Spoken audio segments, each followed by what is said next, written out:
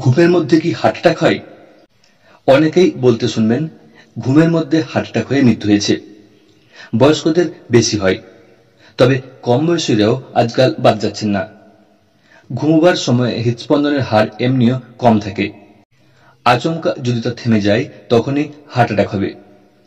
চিকিৎসকরা বলেন ঘুমের মধ্যে হার্ট অ্যাটাক সাধারণ সমস্যা নয়, একে বিরলই বলা যায়। চিকিৎসা বিজ্ঞানের ভাষায় সাইলেন্ট হার্ট অ্যাটাক, যা নীরবে আসে ও তছনছ করে দিয়ে চলে যায়।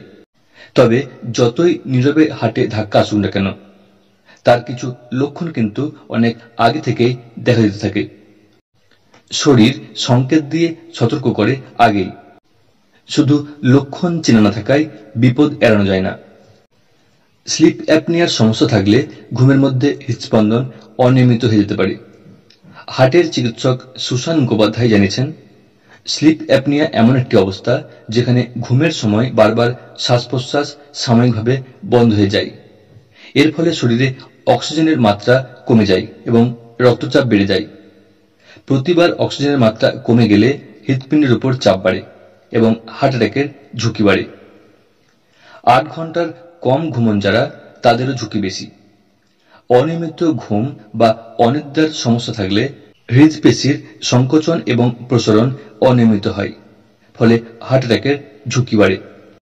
বেশি ঘুমও কিন্তু ভালো নয়। কিছু গবেষণায় দেখা গেছে রোজ 9 থেকে 11 ঘন্টার বেশি যারা ঘুমন, তাদেরও হৃদরোগ হওয়ার ঝুঁকি থাকে। ডায়াবেটিস থাকলেও ঝুঁকি বেশি। ঘুমের মধ্যে রক্তচাপ কমে বা বেড়ে যেতে পারে। রক্তে শর্করার মাত্রাও ওঠানামা করতে পারে, ফলে বিপদ ঘটতে পারে যখন তখন। স্থূলতা বা ওবেসিটি থাকলে ঘুমের মধ্যে হার্ট অ্যাটাকের ঝুঁকি বাড়ে।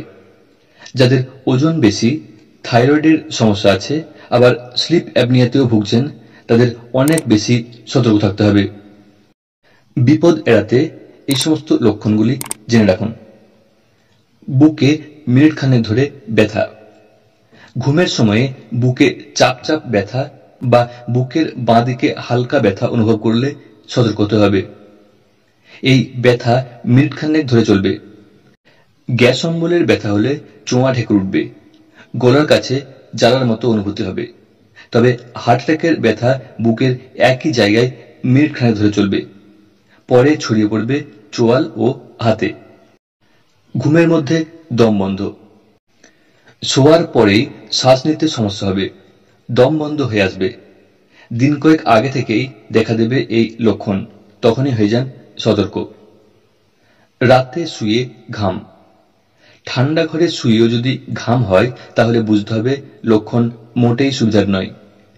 এই উপসর্গও কিন্তু আগে থেকেই দেখা দিতে পারে। রোজ যদি দেখেন ঘুমের সময় সারা শরীর ঘামে ভিজে যাচ্ছে অথচ ঘরের তাপমাত্রা কম, তাহলে সাবধান হতে হবে। অতিরিক্ত ক্লান্তি। মনে হবে শরীরে আর কোনো শক্তি নেই।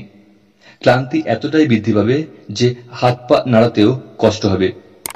রোজই যদি এমন হয় তাহলে চিকিৎসকের কাছে যেতে হবে অবশ্যই।